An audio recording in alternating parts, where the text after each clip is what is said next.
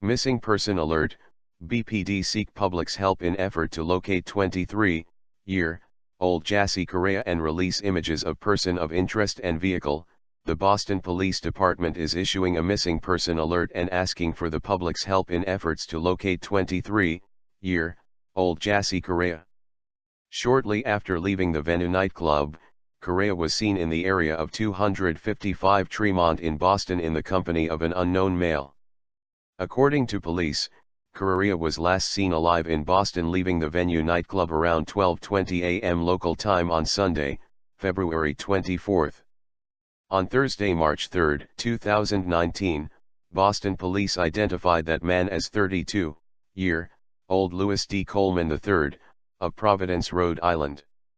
Boston police said Jassy Correia was last seen getting into a car with a man they identified as 32-year-old Louis Coleman III, who they believe kidnapped her. Louis Coleman III, the man wanted for kidnapping 23-year-old Jassy Correia, was arrested following a chase in Delaware Thursday afternoon, February 28, 2019. The young mother's body was discovered in the trunk of the car being driven by Coleman, according to Correia's family.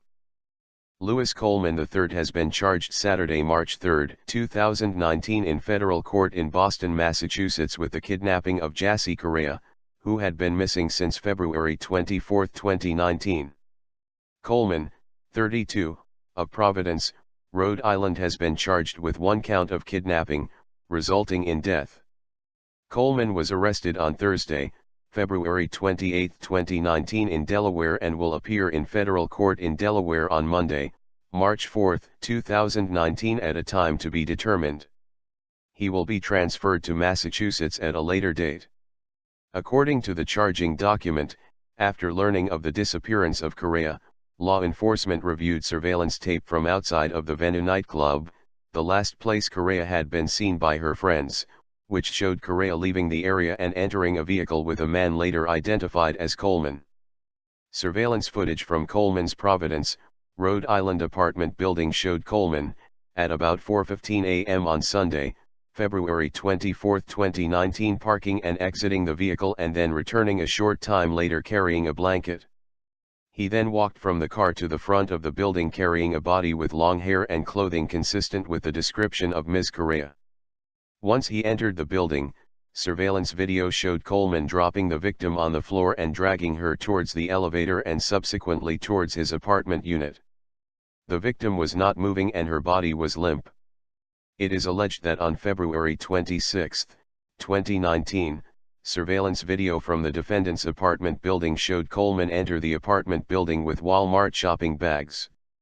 Law enforcement subsequently obtained video surveillance and a receipt from a Walmart in Providence, Rhode Island that revealed Coleman had purchased 3 Tyvek suits, duct tape, 2 candles, electrical tape, 1 mask, surgical gloves, 2 pairs of safety goggles, an odor respirator and CLN release bleach bath.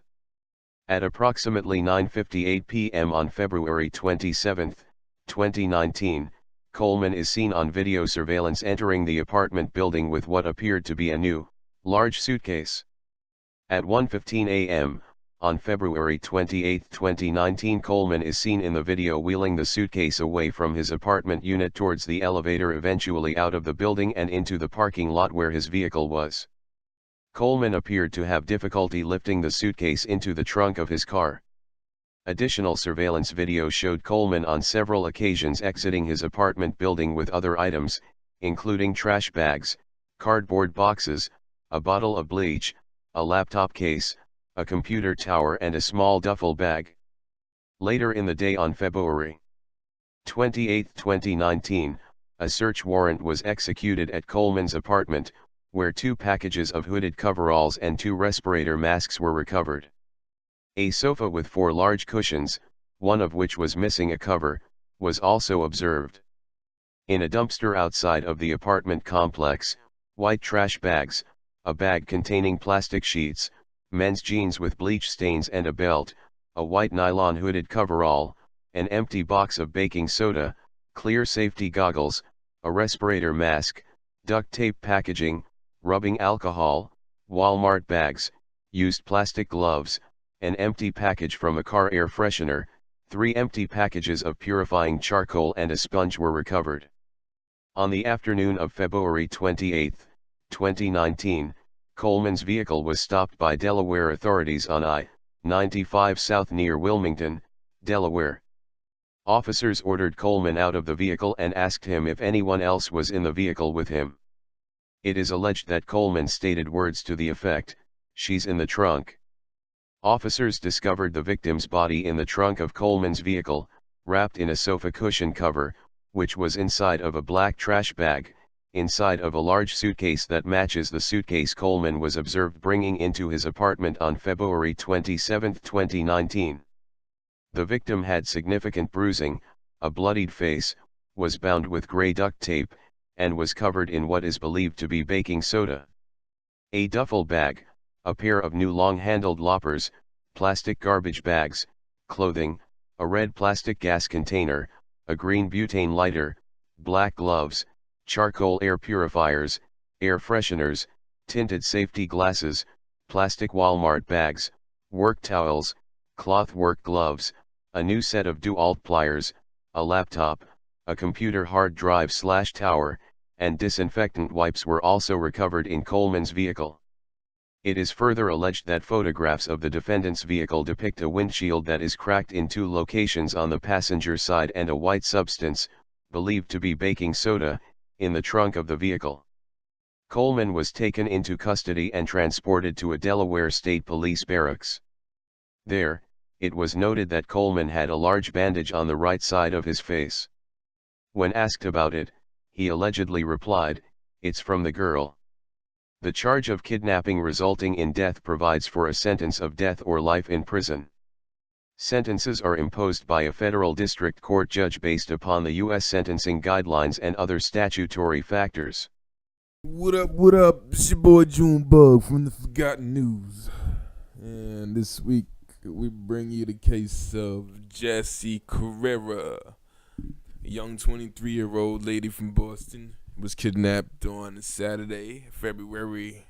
night of Saturday, February 23rd, 2019. It is alleged she was abducted by a man named Lewis Coleman III, age 32, I believe. There's still no motive behind the alleged abduction. Investigators also say there is a probable cause that the suspect killed Correia. There's overwhelming evidence been found pointing that he did in fact commit this crime. But at this point in the investigation, law enforcement says that Coleman and Correia likely did not know each other before the night in question. Like, what drove this man to commit such a heinous crime? Like, I couldn't even believe when I was reading the details, like, what this girl had to go through that night. Like, dude, like, I heard of gorilla pimping, but damn, even them left, you know what I mean? Even gorilla pimps leave their girls alive, but damn. Like, what, did he have sex with the corpse? Like, what was he doing?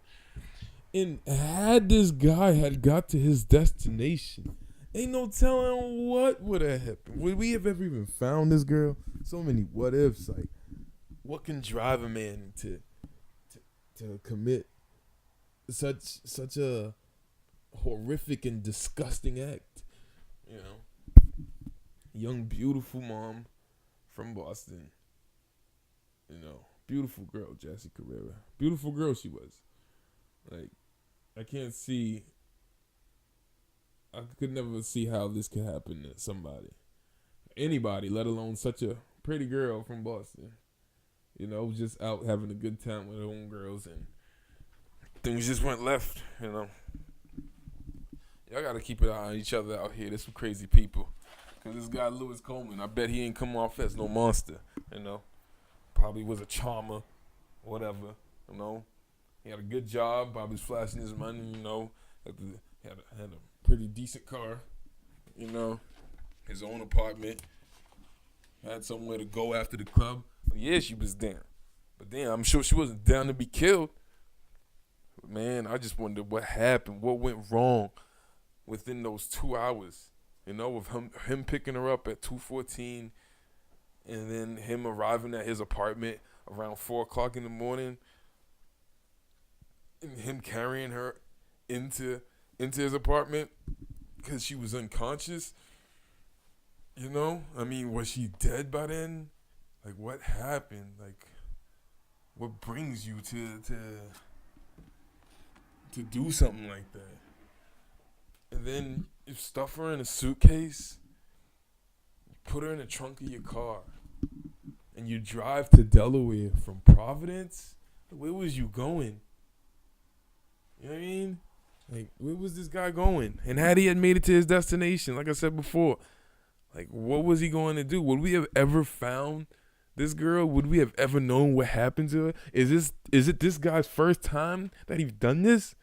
It can't be. It can't be. There's just so many questions I need answers to, But there have been a couple updates since the breaking of this story here. It